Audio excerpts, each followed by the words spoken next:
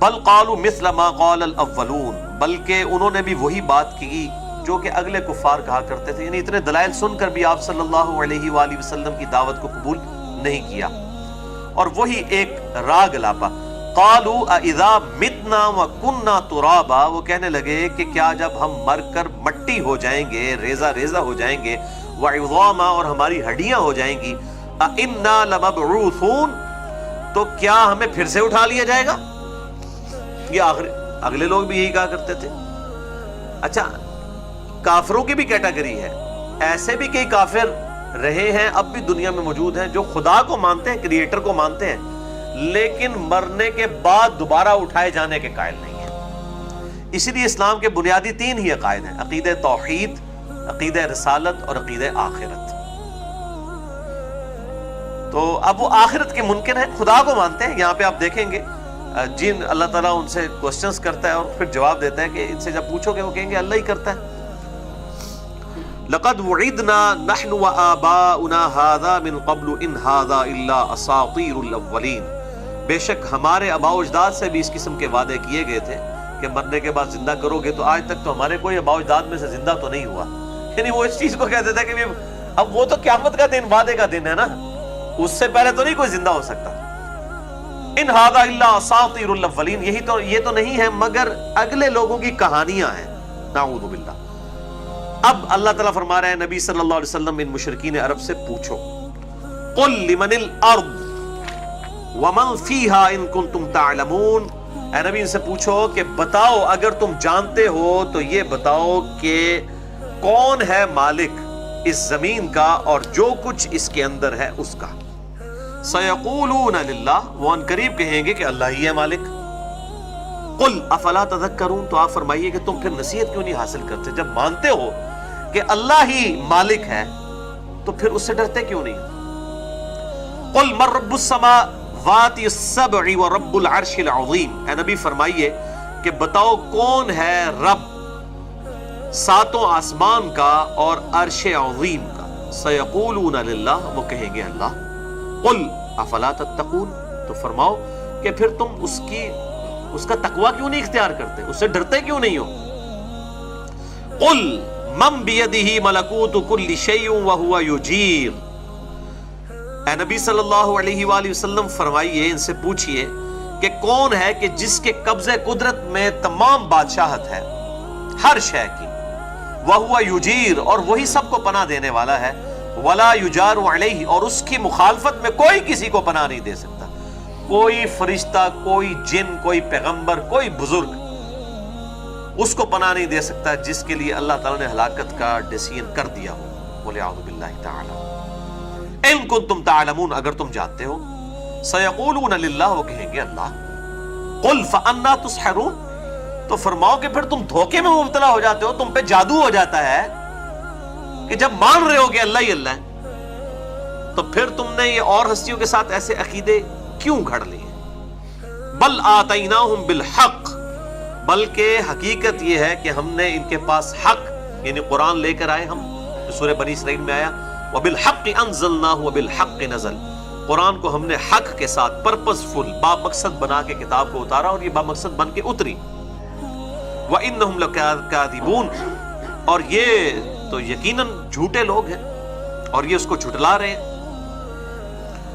مَتَّخَذَ اللَّهُ مِن وَلَدٍ، اللہ تعالیٰ نے اپنا بیٹا کسی کو نہیں بنایا۔ یہ مشرکین عرب کا عقیدہ تھا کہ یہ بت جو دیوتا ہم نے بنائے ہوئے ہیں یہ فرشتوں کے انہوں نے ماڈل بنائے تھے، فرشتوں کو وہ اللہ کی بیٹیاں کہتے تھے۔ اس طریقے سے جوز اور کرسچنز بھی اس قسم کا فاسد عقیدہ رکھتے تھے۔ تو اللہ تعالیٰ نے فرمایا، یہ بڑی اہم ترین آیت ہے سورۃ المومنون کی آیت نمبر 91، یہی آیت ہے جس کے کانٹیکسٹ میں میں نے اس آیت کو بھی کوٹ کیا تھا اور 2 مزید کراس ریفرنسز، اور بڑا ڈیٹیل لیکچر ہے 1.5 گھنٹے کا میرا، مسئلہ number 128، God is the only and alone creator of this universe، خدا ہی اکیلا اور واحد یکتا پیدا کرنے والا ہے اس کائنات کا، اور اس کی حکمت میں قرآن حکیم میں کئی آیات آئی ہیں، ان میں سے ایک آیت یہ بھی ہے کہ اللہ تعالیٰ فرماتا ہے مَتَّخَذَ اللَّهُ مِن وَلَدٍ، اللہ تعالیٰ کو یہ شایع نہیں ہے کہ وہ کسی کو اپنا بیٹا بنائے.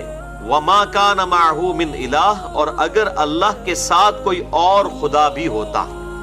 ظاہر ہے کہ جی جب خدا کا بیٹا ہو تو وہ خدا ہوگا، انسان کی اولاد انسان، جن کی اولاد جن، اور اگر اللہ کوئی اپنے لیے اولاد بناتا تو وہ چھوٹے آلہہ ہوتا. تو وہ اللہ تعالیٰ ہمارا ہے، اللہ تعالیٰ کو یہ شایع نہیں ہے کہ وہ کسی کو اپنی اولاد بنائے. وَمَا كَانَ مَعْهُ مِنْ إِلَٰهٍ، کیا اور اگر اللہ کے ساتھ کوئی اور الہ بھی ہوتا، پیرلل میں کوئی اور خدا بھی ہوتا، من الہ اذ لذهب كل الہ بما خلق ولا علا بعضهم على بعض، تو وہ جو دوسرا خدا ہے وہ اپنی مخلوق کو لے کر الگ ہو جاتا اور تمام ایک دوسرے پر غلبہ حاصل کرنے کی کوشش کرتے ہیں. جیسے دنیا میں بھی ہے، 3 چھوٹے بادشاہ ہیں تو ان میں سے اور ایک بڑا ہے ان کے اوپر، تو وہ چھوٹے کی بھی خواہش ہوگی کہ میں اس بڑے کو مار کے خود قبضہ کر لوں تختہ حکومت پہ. تو اللہ تعالیٰ فرماتا ہے کہ اگر اللہ کے ساتھ کوئی اور آلیہ ہوتے اور انہوں نے بھی کوئی مخلوقات پیدا کی ہوتی تو جب جھگڑا ہوتا تو اپنی اپنی مخلوقات لے کے سائڈ پہ ہو جاتے ہو. پھر یہ پاکستانی میں پیدا کیتے رہتے، اے جناب انڈین تسی پیدا کیتے رہتے، چائنیز تسی پیدا کیتے رہے.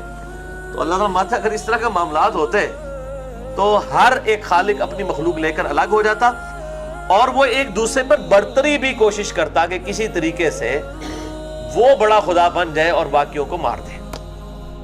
سبحان اللہ عما یصفون، پاک ہے اللہ ہر اس بےہودہ عقیدے سے جو لوگ اس کی طرف منسوب کرتے ہیں.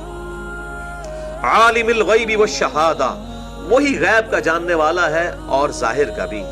فتعالی عما یشرکون، اور بہت بلند ہے اس شرک سے جو لوگ کر رہے ہیں. یعنی اللہ کو کوئی ٹینشن نہیں ہے. اگر اللہ تعالیٰ توحید پہ اتنا زور دے رہا ہے قرآن میں تو کسی کے دماغ میں یہ نہ بات آ جائے کہ وہ اللہ تعالیٰ محتاج ہو گیا ہے کہ لوگ اس کی عبادت کریں. وہ بہت بلند ہے. سبحان ربک رب العزت عما یصفون وسلام علی المرسلین والحمد للہ رب العالمین. پاک ہے تیرا رب ہر اس چیز کے شرک سے جو لوگ اس کی طرف منسوب کرتے ہیں. سلام ہو پیغمبروں پر اور تمام تعریفیں اللہ ہی کے لیے.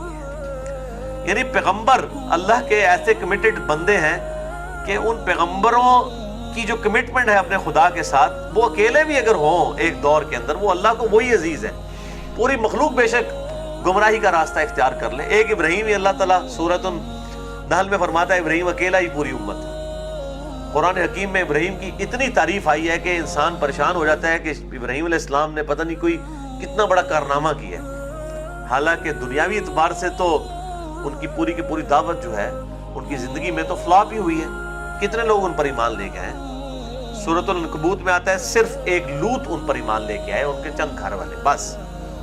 آپ پتہ وہ ہجرت کر گئے تھے اپنی بیوی کو لے کے ساتھ، لیکن بعد میں اللہ تعالیٰ نے ان کی دعا قبول کی اور انہی کی اولاد میں سے آپ صلی اللہ علیہ وآلہ وسلم مبعوث ہوئے. اور ان سے پہلے بنی اسرائیل کے بھی جتنے پیغمبر ہیں وہ ابراہیم کی اولاد میں سے. آج دیکھ لیں ابراہیم جو ہے یہ کامن پرسنالٹی ہے پوری دنیا کے تمام جو ریلیجن ہے ان میں. ایون ہندو بھی مانتے ہیں. یہ براہمن کا لفظ بھی وہیں سے ڈیڈکٹ ہوا ہے.